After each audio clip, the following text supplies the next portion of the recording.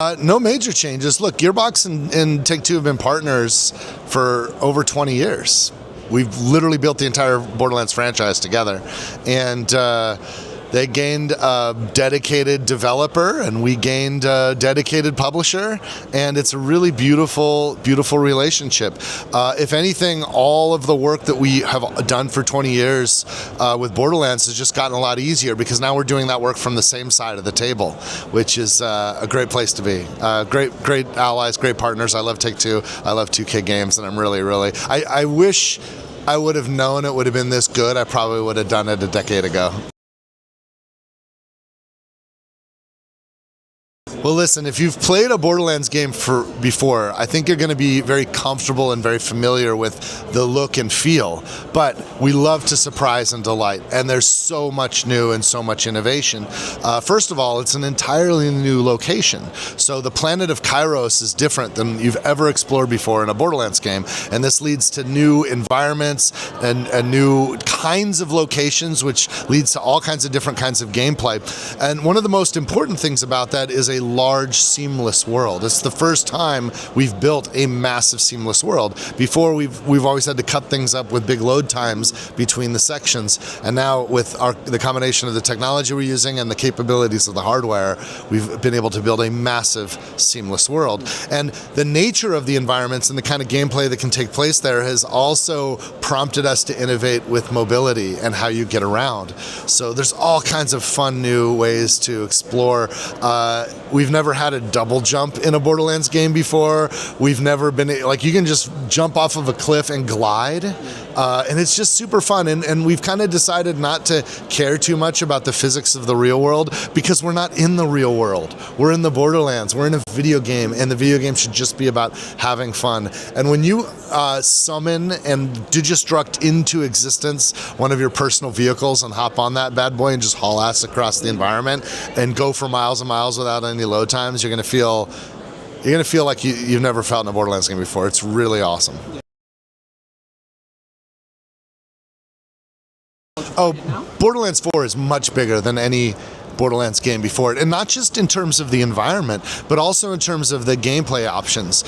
For example, with the skills, there are more skills and just raw skill options per character in Borderlands 4 than in Borderlands 2 and 3 added together, which is pretty big deal. And then when you think about all the permutations on that and how that weaves into different play styles, you and I could be playing the exact same character. We can both be playing, for example, the Siren Vex, and we could be playing with one of the skill trees that's about her Siren companion, a little familiar called Trouble, which is actually a big dog, spectral dog that can beast people up. But we could both be playing with that spec, and because of our builds, have radically different looks and styles and gameplay because of the sophistication of the skill tree system in Borderlands 4. And that's just one aspect of the game. When we get into loot and guns and enemies and all of the other aspects of the game, it just starts to compound.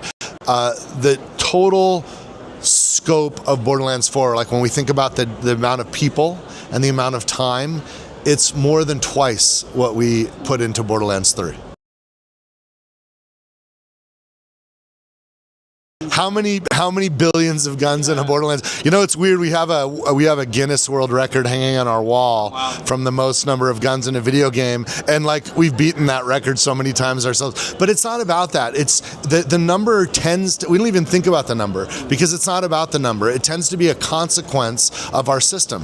Like we have built a system for procedurally generating weapons that we've iterated on for over 20 years. I've been working on Borderlands games for over 20 years, and I've been working with a team of people that have been working on Borderlands games for over 20 years. We're starting to get pretty good at it.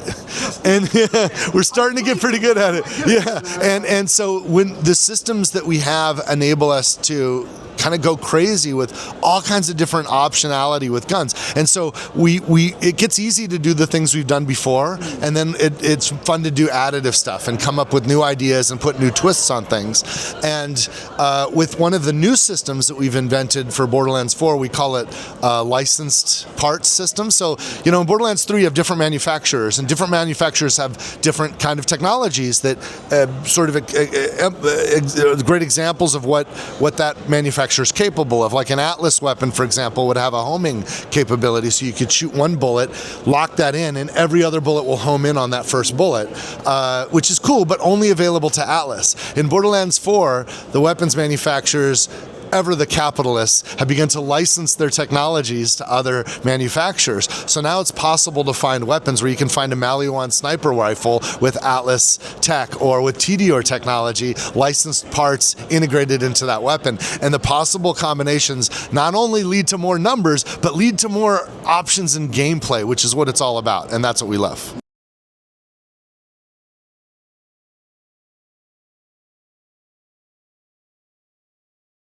I don't know that our challenge design is about following any other game, but I will say that there's a pendulum and there's a mass of people. We have lots of players that actually aren't interested in deep, hard challenges. Lots of people that love just exploring the Borderlands or spending time with the characters. They fall in love with the places and the characters, and they want to spend time with them.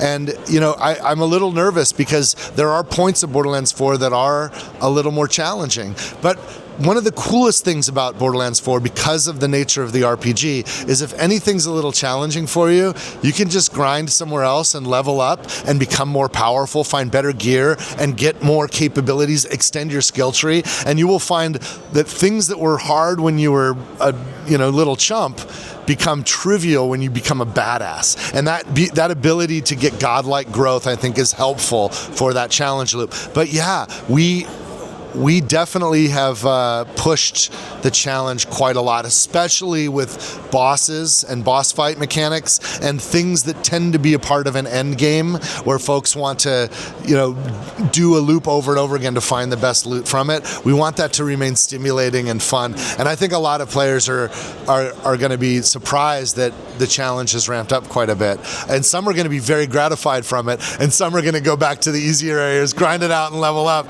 before they tackle the hard stuff.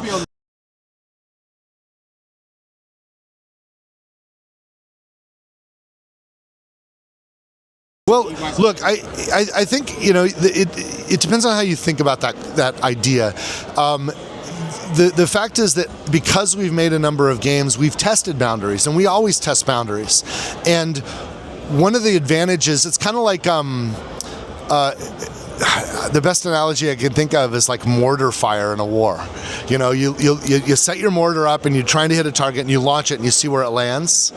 And then, okay, that's too far, so I'm going to wind it back. And then you launch the next mortar. Oh, that's too close. Now it's going to be between those 2 points. And the more times you can fire the mortar, the better you get at finding where the sweet spot is so you can hit the bullseye. And the truth is, on almost every variable in the general, like what Borderlands is and how the gameplay works and how the system works, we've experienced the extents. Not just the variables of game design, but also variables of tone and storytelling. And we've felt the extents where, that was a little too far. That was a little too far on this side. And so now we're in the zone. Now with maybe further games, we'll get more and more precise and hit the bullseye on everything every time. But we are in the zone with everything on this, and that's why I'm absolutely confident it's the best Borderlands game we've made.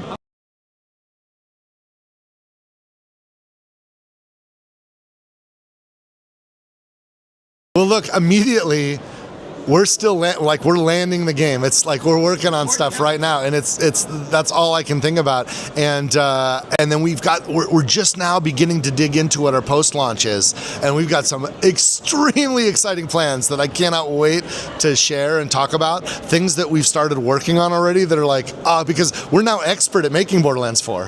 Like when you're making a game, you kind of figure out how to make it as you ship it. That's one of the reasons why our post-launch content tends to be so good. In terms of thinking about Borderlands beyond the game, it's so interesting and so wild to me because, when we began, I remember I came to Gamescom with Borderlands 1 just trying to scream from the tallest mountain to get anyone to pay attention to us. Nobody cared, nobody noticed. A lot of people predicted that Borderlands wasn't going to work. And now here we are, the game franchise. We will break 100 million units with this launch, easy, all in with the franchise, and it's with one. Oh my God, can you imagine? No, not. But I mean, just to reach 100 million customers with a franchise, like in all media, that's extremely rare. And I'm not bragging. I'm just saying, like, I never expected it. But one of the consequences of that is people that do other things that love what we're doing, they'll notice and sometimes reach out and they'll want to do something. So that's how things like the movie happens. Like, oh my gosh, Lionsgate wants to put that kind of commitment and hire all these incredible actors and get this amazing director and make a movie. Yeah, we'll let that happen. And there was a cookbook released like 3 weeks ago, a Borderlands cookbook. It's crazy, right? It's awesome, and I blessed it. And I'm like, okay, you guys want to do it? And some of our people even threw it in a couple of things just for fun. But we're contributing art and assets and helping those kinds of folks out do what they do. But we're not chefs in the sense of making food. We make video games. So those, maybe it's a good cookbook. I think it's amazing that it's a Borderlands cookbook. I can't believe there's a market for that, but apparently somebody thinks so. So that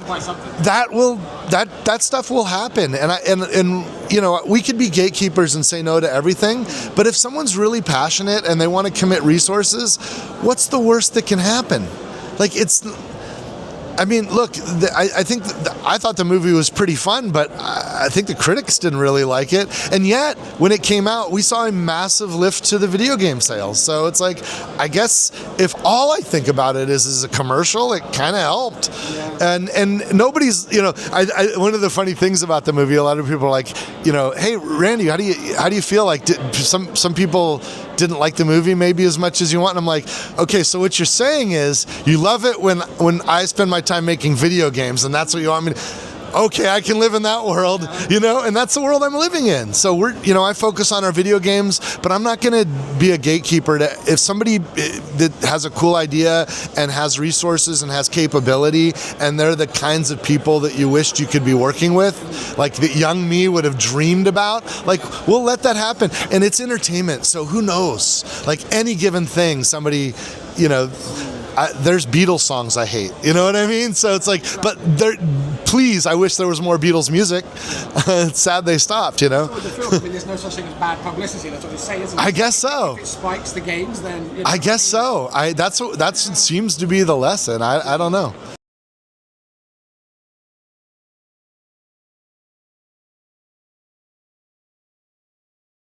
I think that'd be a mistake because I'm not a filmmaker. I think that I've seen projects where people with IP get full creative. I've been on the other side of it. I did a James Bond game back in the day with Electronic Arts, and like, we're 2 weeks from shipping, and the James Bond people said, you know what, it was after Albert Broccoli died, and Barbara said, we don't think James Bond should be so violent. How about we just take all the guns out of the game? It's like, it's a first-person shooter. Yeah. What? And it's, oh my God, and it's so I don't want to be that guy.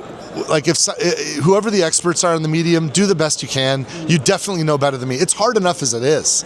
I've been very fortunate. I've been involved in a lot of hits, but not every game that I've been involved with has been a hit. We have a pretty good record, but I know how hard it is. Even if you put everything you've got into it, put your heart and soul. And look, when anybody tries something sincerely, there's an emotional risk. We can get hurt, but we should, especially when we miss, we should defend our artists and protect them, because the thing we want is for them to make more art.